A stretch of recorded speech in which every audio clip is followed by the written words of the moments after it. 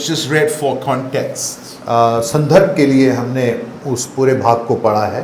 What we're going to focus on this morning is Hebrews chapter 12 verse 1 and 2.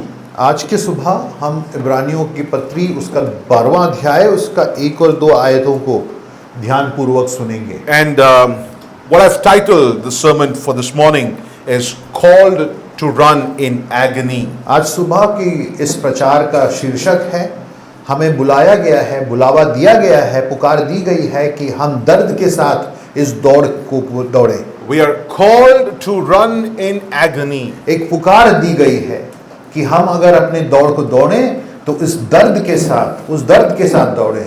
Now the reason I'm picking up on the word run is not because I found out 2 weeks back that my brother had a dream to run the 100-meter race.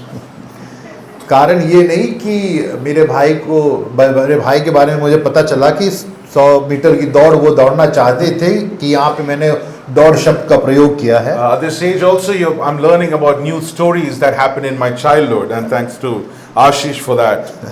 मैं आशीष का धन्यवाद हो कि मेरे बचपन की कहानियों को मैं आज भी इस उम्र में भी सुन रहा हूँ जो पहली बार सुन रहा हूँ. All right, so these 2 verses this morning. इन 2 आयतों पर ध्यान फरमाएं. But before we go to the verse per se, इन आयतों पर ध्यान देने के पहले, whenever we read the word of God, it's extremely important for all of us to understand the context in which the book has been written, or the reason the book has been written. जब हम Bible पढ़ते हैं तो ये प्राथमिक हो जाता है हमारे लिए कि हम जो पढ़ रहे हैं जिस भाग को हम पढ़ रहे हैं उसका संदर्भ समझें. Now Hebrews was written and for a set of people who were persecuted.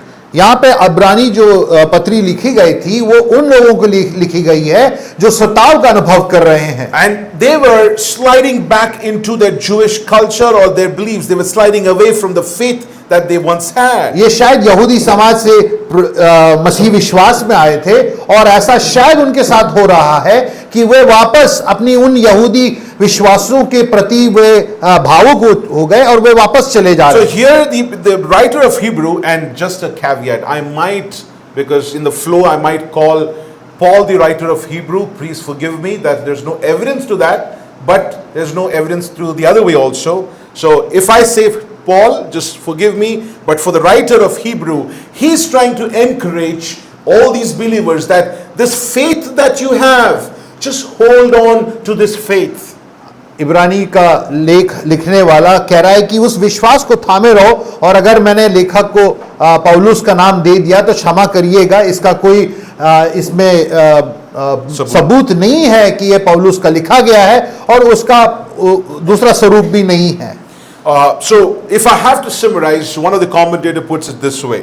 एक वचन के टिप्पणीकार यूं कहते हैं, the writer of Hebrew elevates Jesus as superior to anyone and anything else. इब्रानियों का लेखक जो है प्रभु यीशु मसीह को सर्वप्रथम प्राथमिक जगह देते हैं. He elevates and saying that he is worthy of your devotion and your trust. ये प्रभु यीशु मसीह को वो उतना ऊंचा उठाते और कहते हैं कि ये प्रभु यीशु मसीह तुम्हारे आराधना और स्तुति के योग्य है. And second, he challenges them to remain faithful to this Christ, this Jesus that they have believed in. और दूसरी बात, इस विश्वास के प्रति ये लेखक जो है चुनौती देता है अपने श्रोतागणों को कि वह इस विश्वास के प्रति और इस प्रभु के प्रति विश्वास योग्य रहे. He's like, don't worry about your persecution. You will be persecuted, but hold on to the faith that you have in Christ. वो सताव से जरूर गुजर रहे हैं. लेखक इस बात को उन्हें प्रोत्साहित करते हुए कहता है, सताव भले ही हो परंतु तुम अपने विश्वास के जीवन में अग्रसर रहो. And he says that you will be shown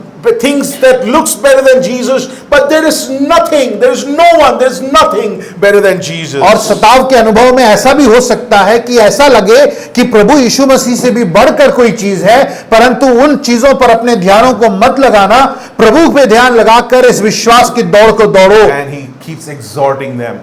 और उन्हें वो प्रोत्साहित करता रहता है. Then he comes to chapter 11 that I spoke to you a few months back. और उसके बाद उसके पश्चात 11वीं पद पर 11वें अध्याय पर पहुंचता है. He tells them, look at all these faith heroes that we have. और वो उस श्रृंखला को लगा देता है जो विश्वास के नायकों का है. And he says that look, they did what they did because they looked at Jesus and they kept their faith. और उसने कहा कि उनको देखो, उनके जीवन को देखो, उन्होंने अपने सामने यीशु मसीह को रखा, मसीह यीशु को रखा और अपने विश्वास के दौड़ को दौड़ा। Finishing off 11, he comes to chapter 12 verse 1 and 2. 11वां अध्याय खत्म करते हुए 12वें अध्याय के पहली दूसरी पदों पर आ जाता A है। lot of commentators say this is a bad division of the way the chapters have been divided.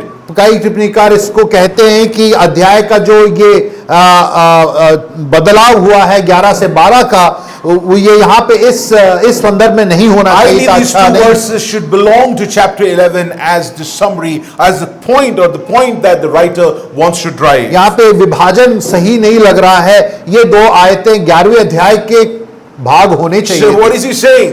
तो कहना क्या चाह रहा है? Verse 12, look at me, look at these verses with me. 12वें अध्याय के इन आयतों को ध्यान He दीजिए। says, therefore, since we are surrounded by a great cloud of witnesses, let us also lay aside every weight and sin which clings so closely. Let us run with endurance the race that is set before us, looking to Jesus, the founder and the perfecter of our faith, who for the joy that was set before him endured the cross, despising the shame, and is seated at the right hand of the throne of God.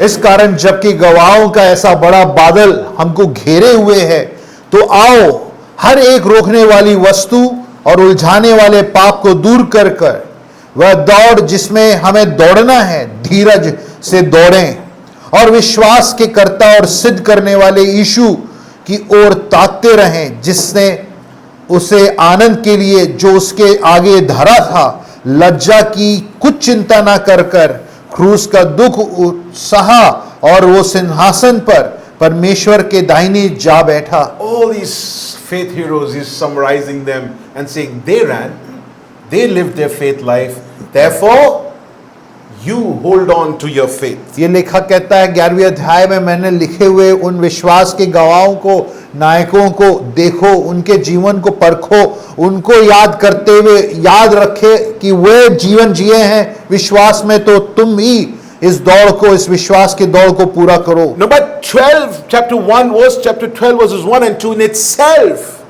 is a calling that the writer has called us to. He gives us the way of a life, how we should live our life. 12वें अध्याय में लेखक हमको कहता है कि तुम्हारे लिए ये मार्ग है कि तुम इस मार्ग पर हो चलो। So to understand these verses, verse 1 and 2, I'm dividing them into 3 parts. इस दो आयतों को समझने के लिए आज के वक्तव्य में मैं 3 बातों को आपके समक्ष रखना चाहता So हूं। 1b, when you read 1b, chapter 12 verse 1b, you get our first point that we will look, perceive our calling. 12वें अध्याय के पहली आयत की दूसरी पंक्ति में हम अपना पहला बात रखना चाहेंगे कि समझो, अपने बुलावे को, अपने पुकार को समझो। And the verse 1a, we will look at prepare for your calling. और पहले आयत के पहले भाग में तैयार हो जाओ उस पुकार के लिए, उस And बुलावे के verse लिए। 2, the writer is telling us how to perform our calling. और दूसरी आयत में वो कहता है कि अपने इस पुकार को, इस बुलावे को तुम कैसे कायम करोगे। 3 things, kids. What did we do? What are the 3 points?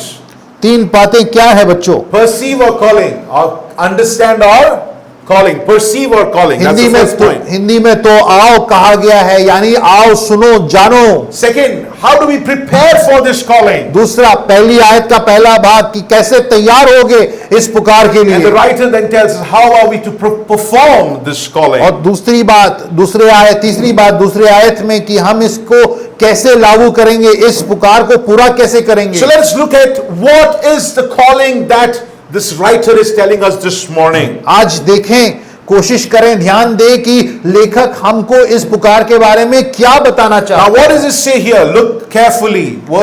Chapter 12 verse 1b. आप पहले 12वें अध्याय के एक आयत के दूसरे भाग को अगर आप ध्यान देंगे तो वहां पे तो आओ शब्द का प्रयोग लेखक ने किया है। So what does it say? Let us run with endurance the race that is set before us. तो कहता है कि आओ धीरज के साथ दौड़ें उस दौड़ को जो हमारे लिए रखा गया So है। give us what is a calling? यहाँ पे पुकार किस बात की Our है? calling is to run the race that has been set before us. कि वो दौड़ दौड़े जो हमारे सामने रखा गया Now है। the writer uses a metaphor here. यहाँ पे एक चित्र का वर्णन किया गया है, चित्रीकरण किया And a गया है। metaphor that his audience pretty well understand. उस सच्चाई का एक चित्र रूपी उसने वहां पे हमारे लिए रखा है कि हम समझें। See, in the Greco-Roman era, time, in those years, if you had to be famous, either you had to be royalty, really rich somebody, or you are a winner of a sports contest. रोमी समय के इस अंतराल में अगर आप जाने माने आपको लोग जानना आप चाहते हो कि लोग जाने तो आप अमीर होने चाहिए, या दूसरा आप किसी भागदौड़ में अव्वल नंबर के दर्जा आपका हो तो फिर लोग आपको जाने पहचाने। Now here the writer is telling them something which they very well understand. Run the race. यहाँ पे लेखक कहता है कि इस दौड़ को आप दौड़ो, And therefore the picture is clear because they have seen what these races mean. और क्योंकि लेखक जानता है कि ये लोग समझ रहे हैं कि ये दौड़ का अस्तित्व या उसकी महत्व क्या है। Just come with me, you know, there's this massive stadium that is there. आप ऐसा संकल्प करें कि एक ऐसा स्टेडियम बना है जहाँ खेल हो रहा Thousands है, and thousands of audience are there. हजारों के तादाद में श्रोतागण And बैठे there's हैं, tracks laid out. और दौड़ की जो ट्रैक वहां पे लगाई गई It's है, dusty, it's dirty. और आज के जमाने जैसा नहीं, वो एकदम धूल मिट्टी वाला ट्रैक बना हुआ है, And in that you have to, these runners have to run. और उस ट्रैक में इन धावकों को दौड़ना है। And at the end of this race, there is this judge, there is this royalty sitting, and looking at him, all these runners have to run because if they have to go and win the race. और वहां पे जो राजा है या उस वहां का सम्राट है वो बैठा हुआ है, वो न्यायाधीश है, वो निर्णय करेगा कौन जीतेगा, और इसलिए जीत की दौड़ इन लोग लगा रहे होते And हैं। they are looking at that royalty and they're running because guess what? In the Greco-Roman age, there was no second prize, third prize. There was only one prize. Only one person or one runner would win the race. क्योंकि उस जमाने में ध्यान दीजिएगा, वहां पे सिर्फ आप अव्वल आ सकते हैं, दूसरे और तीसरे नंबर पर आपकी कोई अस्तित्व नहीं है। So therefore these runners would put everything in them. Whatever they had, they would use everything, every power, every inch of their body to make sure that they're going to win that race. तो इसलिए ये धावक क्या करते थे, अपना पूरा जद्दोजहद लगा देते थे इस दौड़ को जीतने के लिए। Now, before we get into this, there are few points that we want to understand. The first thing is we are called to a race. पहली बात, हमें बुलाया किस लिए गया है? हमें बुलावा रेस के लिए, दौड़ के लिए। Now, when you look at that word race, the word race is actually means in the root word, the word is agon, which would depict a conflict, a struggle. अगर आप मूल भाषा में इस दौड़ शब्द का मूल भाषा ध्यान देंगे तो आपको एहसास होगा अगौन शब्द का उपयोग किया गया है। And from this word agon, guess which word comes out in English? अगौन शब्द से अंग्रेजी में कौन सा शब्द आता है? Which word? Agony, correct. दर्द। अंग्रेजी का शब्द एग्नी, जो हमारे हिंदी भाषा में दर्द से हम उसको परिभाषित So करते हैं, therefore the उस शब्द को उपयोग किया first गया thing है। that we understand is that the word that is used is just not a race. It is actually a contest, a struggle where the athlete has to put everything that he has in him to win the contest that he has been put into. तो कहने का तात्पर्य क्या ये कि ये यहाँ पे दौड़ शब्द का प्रयोग कर कर लेखक इस बात पर जोर देना चाहता है कि ये कोई आरामदायक ऐसे चैन भरा दौड़ नहीं है। यहाँ पे जो धावक है वो दर्द और परिश्रम के साथ, प्रशिक्षण के साथ इस दौड़ को दौड़ता Paul है। uses the same word for Timothy, saying, I have fought a good fight. And the same word, agon, agony. He says that I have struggled my way and I have done what I'm supposed to. I have lived in this conflict and I have won that race. That's what he uses, the same word. पौलुस तिमुथियुस को लिखते हुए अपने बारे में कहते हुए कहता है कि मैंने इस दर्द भरे दौड़ को दौड़ा है। There was the race that you and I are called to. वो जो दौड़ हमें और आपको बुलाया गया है, It's not a comfortable race. ये कोई आरामदायक एकदम आराम से बैठकर दौड़ने वाला I दौड़ want नहीं all of है। you to understand that our Christian life, our faith life is a race. हम इस बात को आज समझ लें, साफ अपने मन में उतार ले कि हमारा मसीह जीवन एक दौड़ के समान And है। this race, the word is agony, which means that it will be full of troubles, contest, struggle. It will be a time of difficulty. That is what is set before us. ये वो दौड़ है, ये वो दौड़ है जो हमारे लिए दर्द पूर्वक है, ये आसान नहीं है। And therefore we move to the next part. The race, we have been called to run the race. The race is, the word is what? Agony. We are called to agony. But there is something more beautiful that comes out of this. यहाँ पे हमें बात सही है, याद रखें कि हमें उस दौड़ के लिए बुलाया गया है जिसमें दर्द से परिपूर्ण है, परंतु आगे अगर आप बढ़ेंगे तो उसमें से और खूबसूरत बात निकल के So आती what है। is it? We have been called, let us run with endurance the race that is set before us. आइए हम दौड़ें तो क्या, किसके लिए दौड़ें? वो उस दौड़ को जो हमारे सामने रखा गया है। What does it say? The race that you can run. ये नहीं ऐसा कहा गया कि दौड़ जो आपने तय की है उसको दौड़ेंगे, Race that you have decided. कि आपने जो तय कर लिया उस दौड़ को आप What does दौड़ेंगे। it say in the word? आपने, ऐसा नहीं कहा गया वचन में कि आपके तय किए हुए दौड़ को दौड़ रहे You हैं। are called to run a race which is set before you. आपके सामने रखा गया हुआ दौड़, आप उसको दौड़ेंगे। Dear ones, the divine God has set this race, this agony. He has called you to this race. He has set the race in front of इस you. परिश्रम पूर्वक, दर्द पूर्वक इस दौड़ को परमेश्वर ने, प्रभु यीशु मसीह ने हमारे सामने रखा है। इसको दौड़ने के लिए बुलाया गया We है। can't just decide which way we want to run.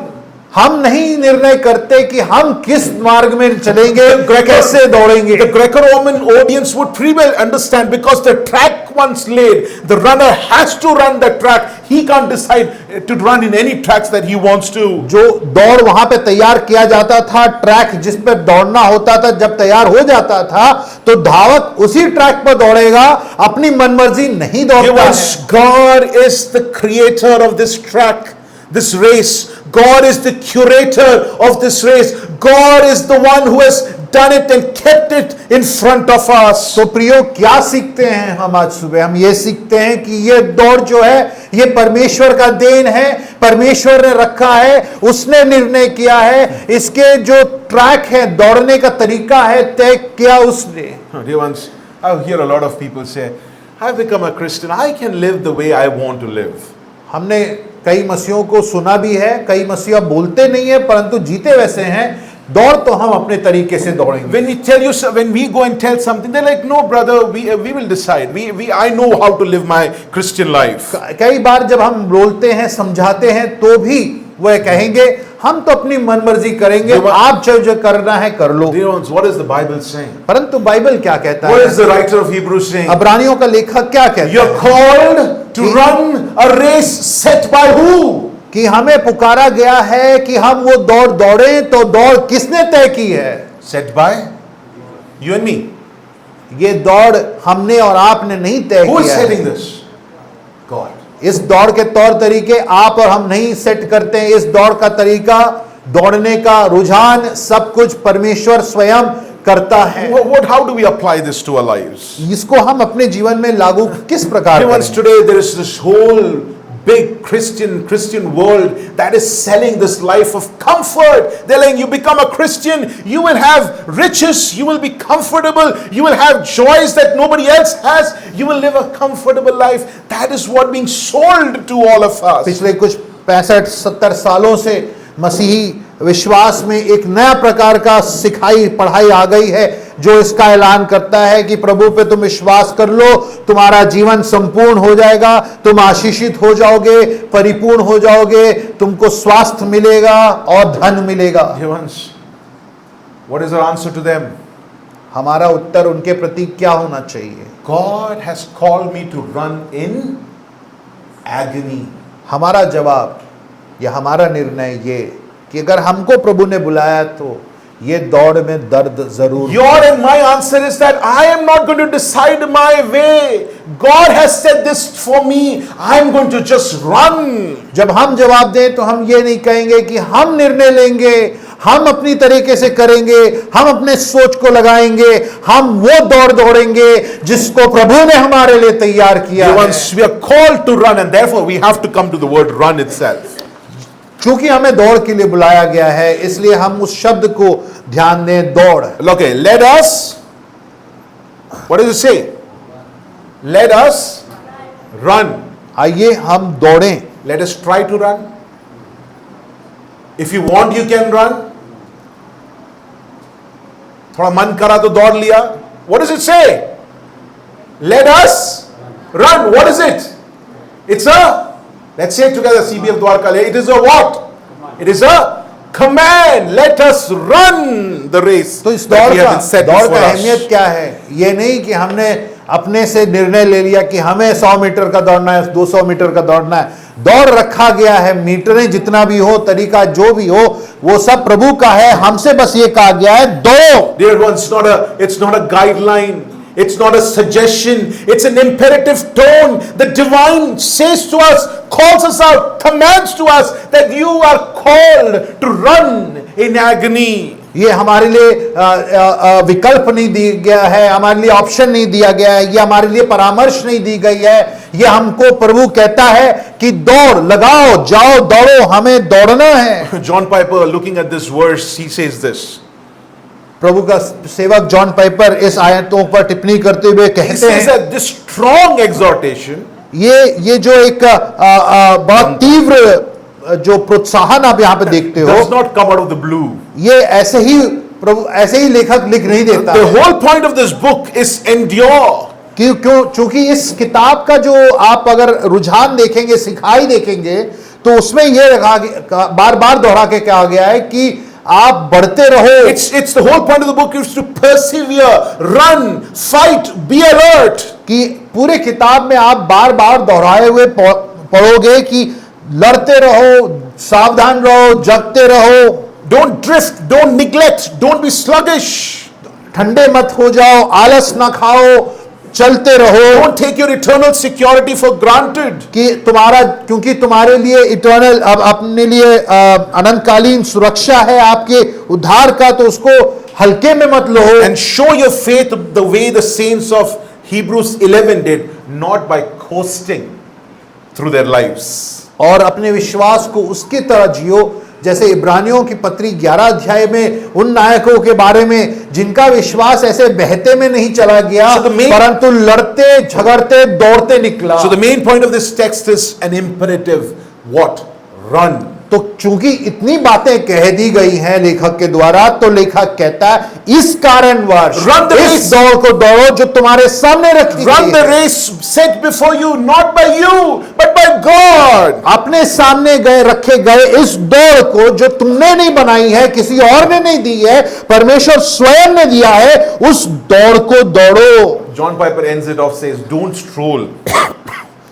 Piper वहां पे कहता है कि सिर्फ ऐसे ही, in Hindi, I'll just read this. Don't stroll, don't meander, don't wander about aimlessly. Run a race with a finish line with everything hanging on it. ऐसा मत इसको ले लो जैसे समुद्र के तट पर शाम के सूरज ढलते हुए आराम से टहलते टहलते जा रहे हो, आराम से, जैसे कि उसकी दर्द, उसकी तीव्रता, उसकी जल्दी आपको एहसास ना हो रहा हो। Once you and I are called to run.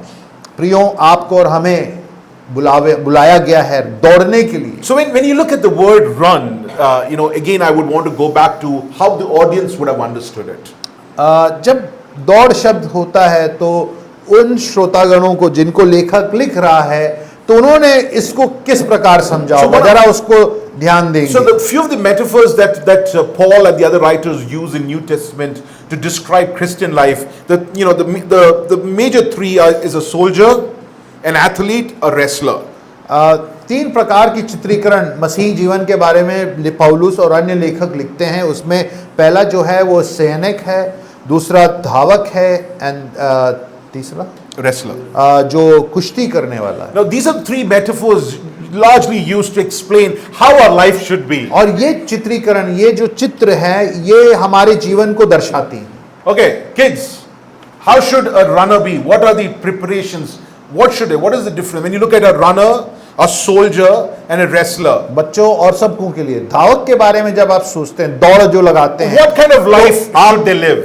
तो आप उनके जीवन के बारे में जरा सोचे, संकल्प करें कि उनका जीवन किस प्रकार का होना चाहिए। Just imagine Paul and the writers are writing to the Greco audience and Roman audience, and he's saying these are the metaphors: soldier, wrestler, and a runner. So what kind of, how should their life be? What is that the audience would be thinking? वहां पे श्रोतागण क्या सोच रहे होंगे धावक के बारे में, कि कैसे हो रहे होंगे धावक, खाना कैसे खाते हैं, KFC खाते हैं कि क्या खाते हैं, कि कैसे वो दौड़ना चाहते हैं, तैयारी कैसे करना What do चाहते you think, हैं। guys? Are these three words common for us? Do we know who's a soldier, क्या a हम wrestler, जानते हैं? a runner? क्या हम इन शब्दों से वाकिफ हैं? क्या So हम do जानते you- हैं सैनिक कौन है? Do you know? Can you tell me how their life should look like? क्या आप समझ रहे हैं कि सैनिक कैसे दिखने चाहिए, कहना होना चाहिए, धावक कैसे, कुश्ती करना वाला कैसे? Sorry, consistent. Okay, that's what he said. Discipline. Okay, dedicated. Beautiful. Hardworking. Practice. Beautiful. Training. Beautiful. Now, discipline.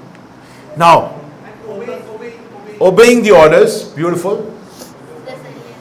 Now, I don't want to, like, this is what I call. जो शब्द हमें पसंद नहीं आता ना, वो हम पहले बोलते हैं। Now, juxtapose our life with this life that you know that these three metaphors should use. Just try to do a comparison of all the words that we just used right now and the way we live our Christian life. तुलना करें अपना जीवन और इन चित्रीकरण को, सैनिक, धावक, कुश्ती करने वाला, और तुलना करके समझने की कोशिश करें हम कहाँ पे हैं और ये चित्र जो मसीह जीवन के होने चाहिए वो कहाँ हैं। The runner is a runner who has to train every day. वो धावक जो है वो एक ऐसा व्यक्ति है जो रोज प्रशिक्षण करता है, दौड़ लगाता है, He has to live a life of discipline. और उसको अनुशासन का जीवन जीना पड़ता He है, needs to be committed and consistent. और उसे समर्पित और बनाए रखना पड़ता है। But two most important things. परंतु दो प्रमुख बातें हैं, He needs to have a purpose, a goal. उसके सामने एक लक्ष्य है, He has to run the race to win it for the price of it. उसका लक्ष्य है कि वो दौड़े तो दौड़ इस प्रकार दौड़े कि वो जीते। Let's all turn to 1 Corinthians 9:24. पहला कुरिन्थियों 9 उसका Can somebody 24 read that for me? 9:24 को कोई पढ़ेंगे? पहला कुरिन्थियों 9:24 कोई पढ़ दें हिंदी में।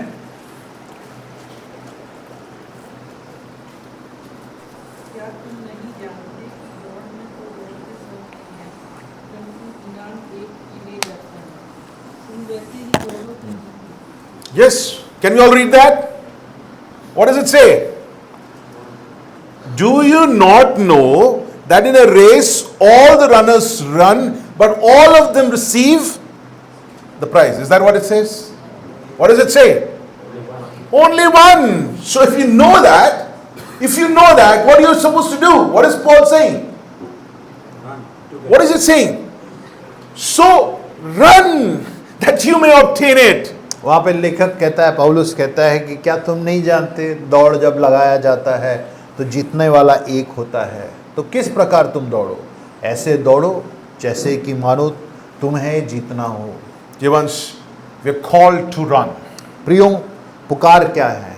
पुकार ये, बुलावा ये कि हम दौड़ें, But विश्वास के इस दौड़ को दौड़ें। there is one more word that comes here. यहाँ पे एक और शब्द को लेखक जोड़ता है। What is the word? Let us run with what? With what? Endurance. What does that mean? What does endurance mean? Patience. What else? No. So, I'll be honest, I have to give credit to where it is due. So, use ChatGPT. I was like, okay, in Paul's time and Hebrew when it was written, what kind of races were run? What kind of Olympics was going on? So, the answer is what I'm going to read in front of you, okay? So, there was this race called Dolichos, which is near about 3 kilometers, and it can be, 3 into multiples of it. Now, the simple thing was this. It was supposed to be a steady and persistent race, which means you cannot just have a 100-meter dash and then stop. It's not sprinting. It's that rhythmic running that once you start, you're on that pace for a long time.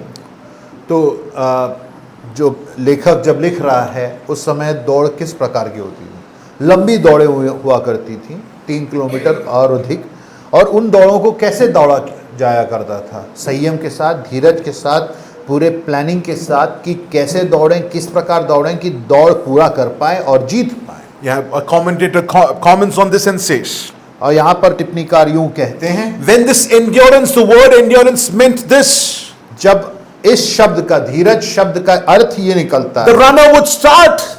कि धावक जो है दौड़ शुरू करता He will है run. और वो दौड़ शुरू करता And है he slowly, his muscles will start aching. और उसके जो मांसपेशियां हैं वो दर्द करना शुरू His करती lungs हैं will start burning. और उसकी जो फेफड़े हैं वो जलने His शुरू हो जाते हैं heart is going to explode. और उसका दिल जो है वो धड़कने से भारी हो Every जाता है nerve strained out. और उसका हर अंग जो है वो खिंच चुका The होता commentator है। says this is agony, this is a struggle that he has to go through. ये दर्द उसके सामने होता है, But he endures through that. परंतु इस दर्द को सहते हुए वो आगे धीरज के साथ बढ़ता चला जाता है। How do we apply that into our lives? अपने जीवन में इस सत्य को हम लागू करें तो कैसे One करें? Sunday Ashish will give a good sermon. एक रविवार को अच्छा यहाँ से प्रचार होता है, Today I'm going to change my life. आज हमारा जीवन बदलेगा, I'll start reading the word. हम आज से प्रभु का वचन पढ़ेंगे, I'll start praying. आज से हम प्रार्थनाएं जीवन शुरू करेंगे। 2 दिन बाद ठप. It shuts down in 2 days. Once we are used to this 100 meters dash that in our lives. हमारे जीवन में 100 मीटर की दौड़ को जो है हमने इतना अपना लिया है कि हमें दूर की दौड़ Now दिखती नहीं। now we are going to the offside. अब हम यहाँ से शिविर के लिए रवाना होंगे The word will transform us. Yes. और वहां पे जाके वचन सुनाया जाएगा, सुनेंगे और हमें शायद अच्छा लगेगा We will say that we'll take these decisions. और हम शायद वहां पे ये भी लगेगा, हम कायल हो के हम कहेंगे हमें ये निर्णय ले लिया I'm है। going to wear my running suit and I'm going to run for that 100 meters. चलो दौड़ का वस्त्र पहनकर दौड़ने में उतर जाएंगे, And after some time, परंतु मध्य में पहुंचकर we collapse. हम ऐसे मानो खत्म से हो जाते We हैं। call to run the race with endurance. हमें गिर जाने के लिए नहीं, परंतु उठ खड़े होकर धैर्य, धीरज और संयम के साथ इस दौड़ को दौड़ने के लिए बुलाया गया है। Your speed doesn't matter. आपकी तीव्रता उसमें आपकी गति से कोई मतलब नहीं है The consistency, your steadiness matters. कि ये इससे मतलब है कि आप कितने संयम धीरज के साथ लगे रहते हैं। All right. So what is the first thing? Understand, perceive or calling. Have you perceived the calling, dear ones? तो पहली बात कि क्या हमने अपने बुलावा के बारे में सोचा है, So समझा है? what is a bulahat? What is a calling? Oh man. What is the calling this morning? To run the race. Run the race with endurance, which is set before us. That's our calling. हमारा दौड़ जो हमारे लिए सामने रखा गया है, धैर्य और धीरज के साथ उसको दौड़े, ये हमारे लिए पुकार है। That helps us to move to the point.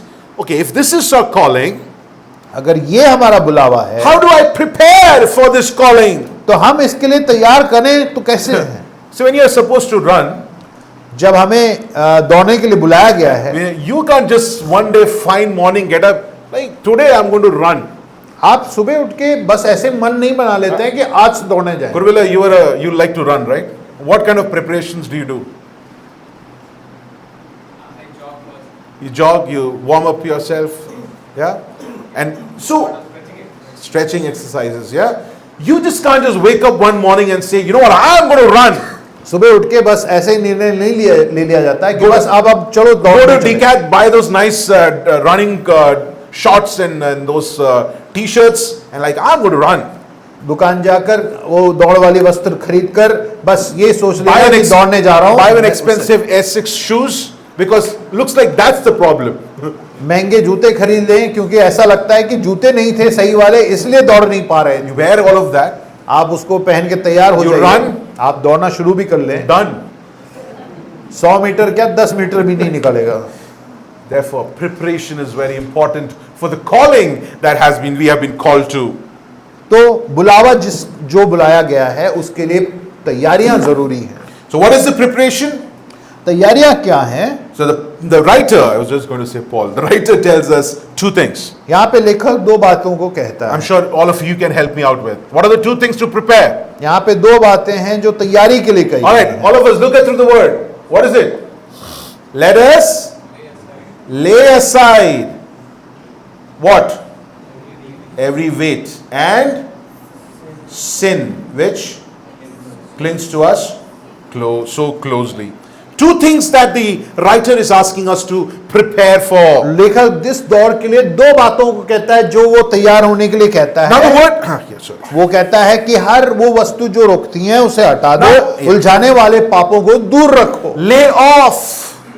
उन वस्तुओं को जो भारी पड़ रही हैं और आपके गति को धीरे करेंगी, उनको आप हटाइए। Do you see this word, lay aside? यहां पे वो शब्द का प्रयोग है। Very important for us to know in Christian lives. हर एक रोकने वाली वस्तु को दूर करके। This lay aside is a word which means strip off, take it off, just throw it off. यहां पे ये शब्द जो दूर करना शब्द का प्रयोग किया गया मूल भाषा में, आप उसको हटा दें, उतार दें, फेंक दें। Now he says this is like, you know, in olden times they used to wear long robes, right? पुराने समयों में, रोमी समयों में वो वस्त्र उनका लंबा चोगा जैसे होता था। Just imagine running in one of those. और आप याद करें, संकल्प करें कि उन वस्त्र में कैसे भागा जाए। So in the Greco-Roman Olympics इसलिए वो जो रोमी समयों के ओलंपिक्स में was above 18. 18 वर्ष से उम्र वाले ही वो दौड़ को देख भी पाए, Because all these runners would run naked. क्योंकि वो धावक जो हैं वो नंगे दौड़ते। Because they had no such fancy decats as of today, no fancy tight fitting shirts, nothing. So they had to take off, lay aside these long robes for them to run. आज के जमाने आधुनिक वस्त्र जो हवा के जो बहाव को भी संभालता है, उस प्रकार के आधुनिक वस्त्र तब नहीं थे, तो वह वस्त्र धोआ करते थे। Now what is the writer asking us to do? The Greco-Roman audience understood that. He's like, take off your what? What? Your weight. Just not that. Your sins. Now I was interested to know, he could have just said sins and be done with it. Why does he say, for preparation you have to take off your weights and then your sins? यहाँ पे वो क्यों कहता है रोकने वाली हर वस्तु, उसके पश्चात वो कहता है उलझाने वाले हर पाप को कहकर छोड़ देता। पर क्या कहना चाह रहा है? Dear ones, as Christians we suffer a lot more because of the weights that we carry than the sin in itself.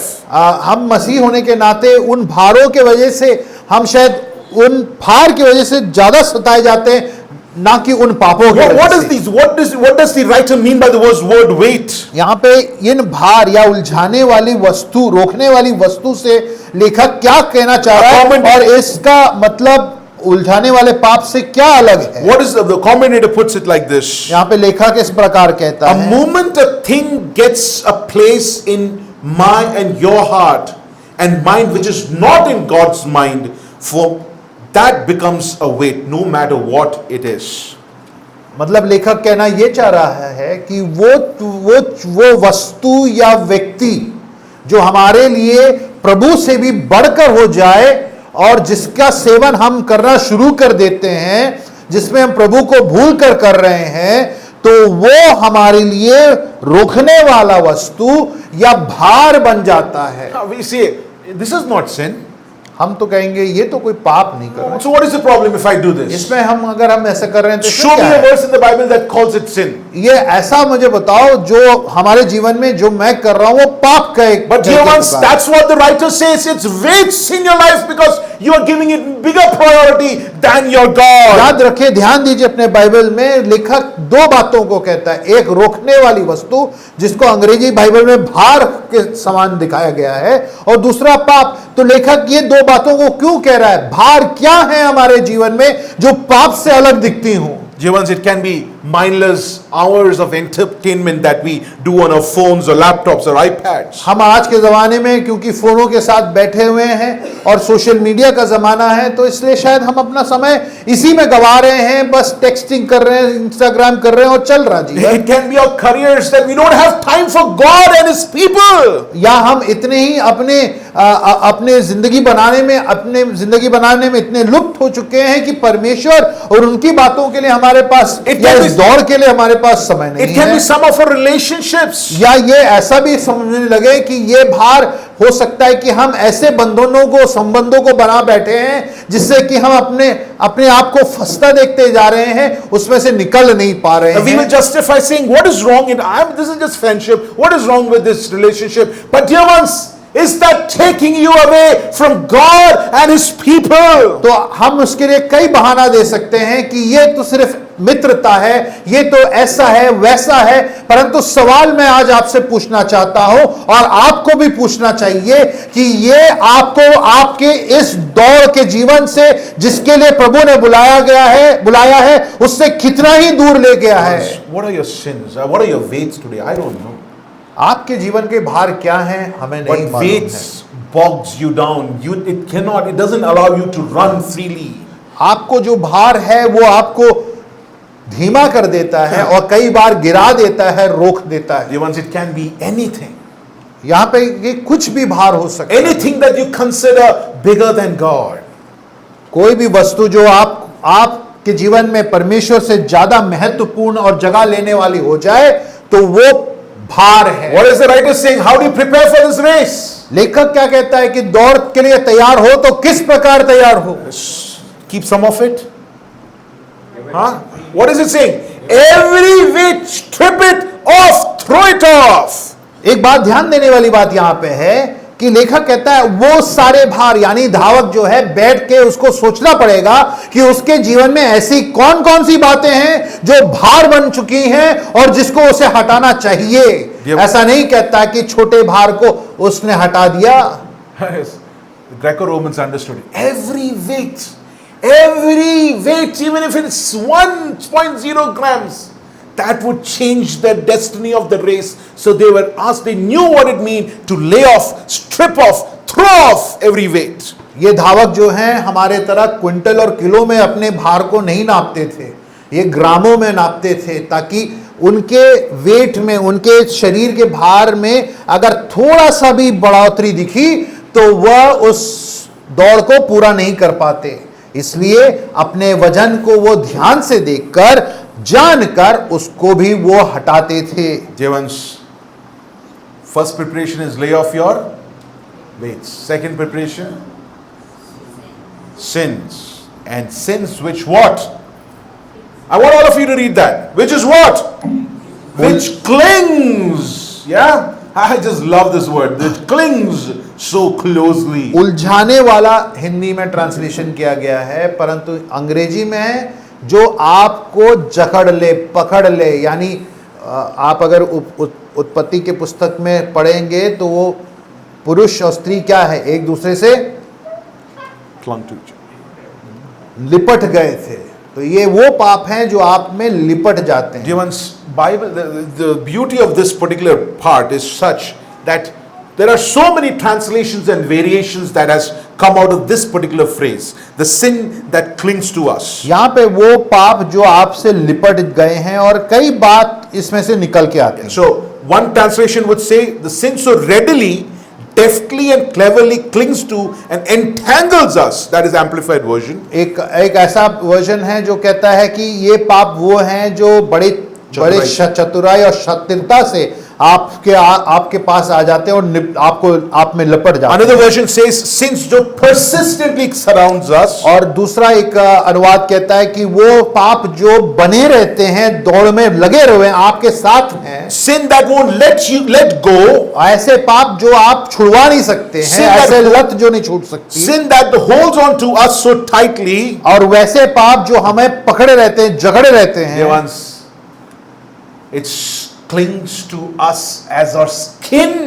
ये ऐसे निपट गए जैसे मानो ये हमारे चमड़ी हो गई। You can't differentiate between your skin and that sin that you have on yourself. ये मानो ऐसे कि चमड़ी और पाप में क्या फर्क है ना ही पता चलता है। There's no way that you can take it off. And to that the writer says, strip off, scrape it off, take off that extra sin, that every sin that you have. पाप ऐसे मानो वो गंदगी है जो आपकी चमड़ी में बैठ चुकी है और निकलने से इनकार कर दी है, और लेखक कहता है कि रगड़ो, निकालो, फेंक दो। How do you apply this in our life? इसको अपने जीवन में आप कैसे लागू करेंगे? Thomas Watson, a Puritan, said this. Thomas Watson एक प्रभु के दास थे, उन्होंने यूं लिखा। He says, he called this the darling sin. उन्होंने कहा कि ये वो पाप हैं जो हमारे पसंदीदा हैं। There is some sin that is a special favorite. ये वो पाप हैं जिनके लिए हमारे पास एक विशेष पसंद है। The darling sin which lies in our bosom. क्योंकि ये वो पाप है जो हम अपने अंदर बड़े प्यार से संभाले सवारे रखे हुए, nourish it to bewitch us and draw our hearts away from God. और हम उसको पालते हैं, पोसते हैं, उसको तैयार करते हैं ताकि ये हमारे हृदयों को ये प्रलोभित करे या हमें उत्साहे। Oh, beware of such sins. और थॉमस वॉटसन कहता है कि इन पापों से तुम सतर्क रहो। Dear ones, I don't know what sins are you struggling with. प्रियो, मैं नहीं जानता कि आपके जीवन में ये विशेष पसंदीदा पाप कौन कौन से हैं। But as we go for the offside, as we ready ourselves, परंतु जब हम ऑफसाइड के लिए तैयार होते हैं let जाने us के लिए, number it down, lay it in front of us so that we can start scraping it off our skin. इन धावकों के जैसे बैठ के सोचें कि ऐसी क्या क्या बात है जो मुझे दौड़ से रोकती है, तो उन पापों पर ध्यान दें और उसको लेखांकित करें। Paul says in Galatians 5, the flesh, the work of flesh is what? What? Evident. The work of flesh is evident. So it can be sin of sexual immorality.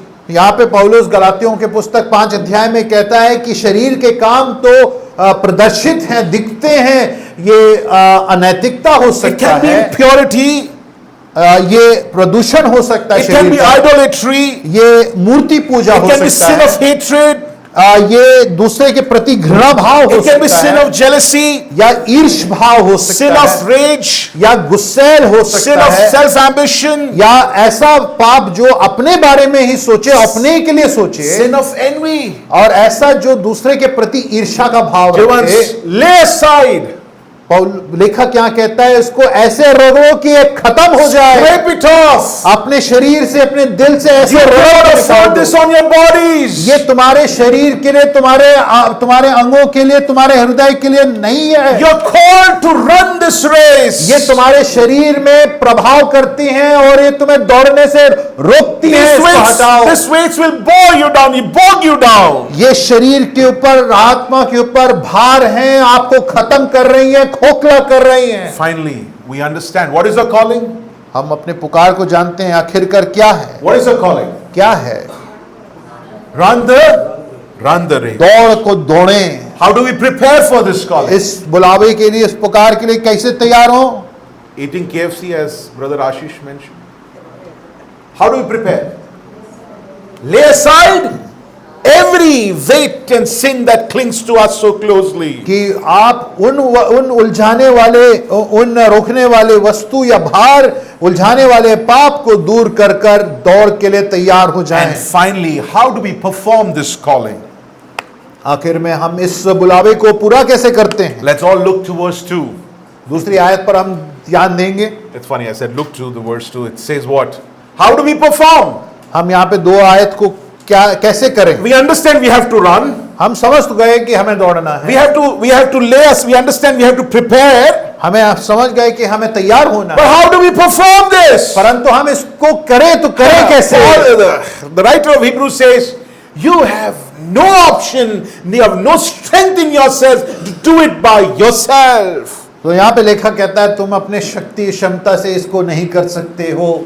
He says, look at yourself. What does it say? लेखक ऐसा नहीं कहता कि अपनी ओर देखो, अपने What में is it? देखो, You अपनी perform क्षमताओं this को way. देखो। Sorry, yeah, go ahead.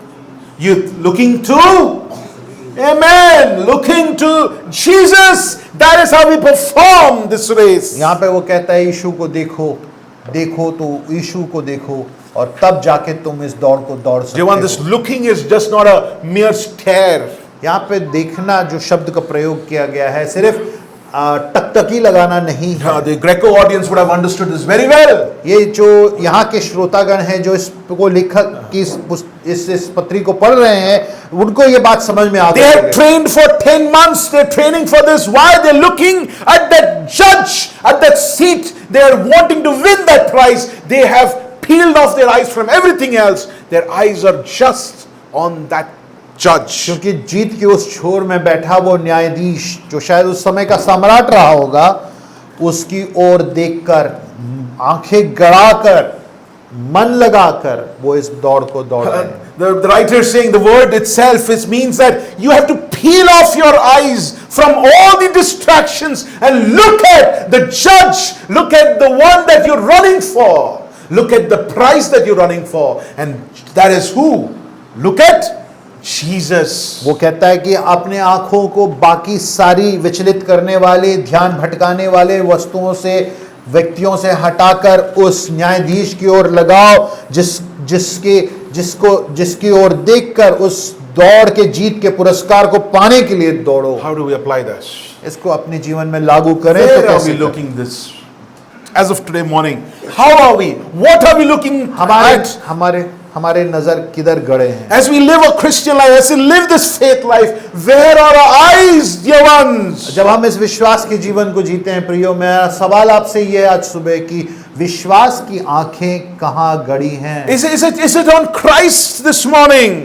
सवाल ये उठता है जिसको हम कहते हैं कि हमने विश्वास किया, जिसके नाम का बपतिस्मा लिया, जिसके मेज से हम शामिल होते हैं। सवाल ये कि क्या हमारे विश्वास की आंख उस पे गड़ी है या किसी और पर लग गई है? Dear ones, because today our eyes are completely set on devices, and that's what you're going to look for on our campsites. It may be set on people, but the writer says if you have to run this race, there is only one option.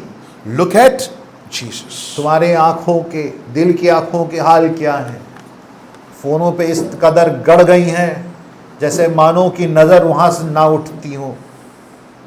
लेखक कहता है कि तुम्हारी नजरें उस न्यायाधीश की ओर, उस विश्वास के कर्ता की ओर गड़ी हो जाएं। Dear ones, where do we see Jesus in this?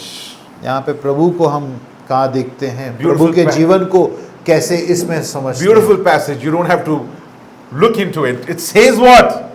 Look at Jesus, the founder, the perfecter of our faith. यहाँ पे वो कहता है कि यीशु मसीह को देखो जो तुम्हारे विश्वास का कर्ता और धर्ता I don't है। have time. I could have explained what these two words mean, but just for it, the writer says the race that has been set before you is set by who? Jesus. He is the originator. He is the founder of this race, and not just the founder. He is the accomplisher. He has completed this race and is waiting for you at the end line. वो ये लेखक यहाँ पे बड़े सुंदर शब्दों को पिरो कर कहता है कि तुम्हारे इस दौड़ को करने वाला धरने वाला यीशु मसीह है, और सिर्फ करता धरता ही नहीं परंतु वो दौड़ लगाने वाला है, वो जीत पाने वाला है। और आज वो आपसे और हमसे कहता है कि इस दौड़ में शामिल हो जाओ, दौड़ लो और मेरे जीत को तुम अपना लो। He has run this race, dear ones. उसने इस दौड़ को दौड़ा है। He is the one who has completed this race. और वो ही एक है जो इस विश्वास के दौड़ को पूरा किया है। How can you try to finish this race not looking at the one who has done this race? जब has finished उसने it? इसको दौड़कर जीत लिया है तो क्यों ही हम ऐसे हो चुके हैं जैसे मानो हम अपने तौर तरीके से अपने मन के मुताबिक दौड़ेंगे। You see the word endurance, यहाँ पे धीरज शब्द का आप प्रयोग देखें। and then you see the word here, what? He endured the cross. कि उसने आनंद के लिए जो उसके सामने धरा गया था, लज्जा का चिंता ना करते हुए क्रूस का दुख सहा। Let me just end with this note by Spurgeon. स्पर्जन नामक एक प्रभु के दास की कुछ बोलों को रखना चाहता हूं के सामने। He's saying that you will think that you have been given a cross. आपको लगेगा कि क्रूस आपको दे दी This गई। is agony. Lord, why did you call me to this agony? जब दौड़ शुरू होती है तो आपको शायद ऐसा लगने लगा होगा कि हे प्रभु, ये दर्द क्यों आपने मुझे दे Why दिया? is this बुलाया तो cross? आपने था, Why is this cross on me?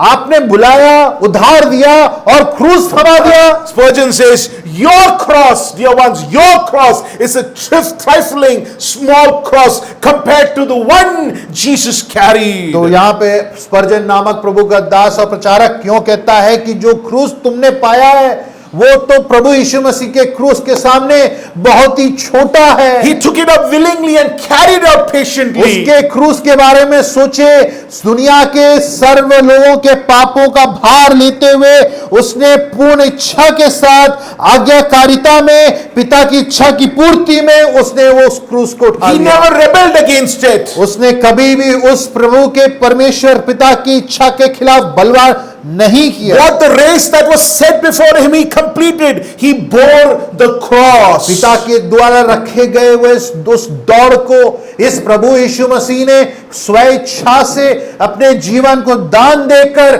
उस दौड़ को पूरा Now किया there is this है। play of words I want all of us to listen to. यहाँ पे कुछ शब्द के प्रयोग हैं, बड़े सुंदर हैं, आप मैं चाहता हूं ध्यान He दें। bore the cross उसने क्रूस के दुख को until उठाया the cross bore him.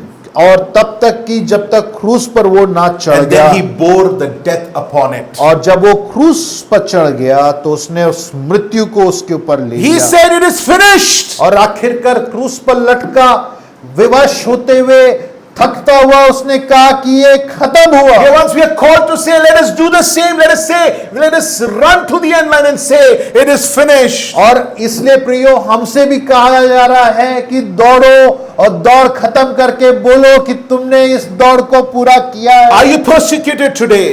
कि क्या आपके जीवन में सताव का अनुभव Are हो you रहा है? tired of this cross? क्या आप अपने जीवन में इस क्रूस उठाने से थक रहे Has this cross lost its meaning to you? क्या ये क्रूस उसका अर्थ, उसकी महत्वता आपके जीवन में खत्म सी हो Are गई? you walking in this race? कि आप आज दौड़ में दौड़ने के बगैर आप चलने फिरने में रुक गए हो? He says, look at Jesus Christ. यहाँ पे वो कहता है प्रभु यीशु मसीह की ओर अपने नजरों को उठाओ He endured the cross. कि वो उसने उस क्रूस को उठाया है, For the सहा है। joy that was set before him. उस दर्द को, उस मृत्यु को सहा। और क्यों सहा? क्योंकि उसके सामने एक आनंद रखा गया And था। what was the joy? वो आनंद क्या था? To do the will of the Father. And He- what was it? कि वो पिता की इच्छा की पूर्ति करे। और पिता की इच्छा की पूर्ति What was क्या the will थी? of the Father? पिता की इच्छा क्या था? To bring us back to Him. कि He पिता- suffered, He endured the cross so that He may get us back to God. पिता का इच्छा ये था कि कोई नाश ना हो परंतु सब अनंत जीवन पाए और उसके छाती में जुड़ You जाए। once were called to agony. हमें दर्द के लिए बुलाया गया है। Let us run this race. हम इस दौड़ को दौड़ें, Let us prepare for this race. हम इसके लिए तैयारी करें। Let us perform this race. इस दौड़ को उसके मतलब के अनुसार, उसके मुताबिक दौड़ें।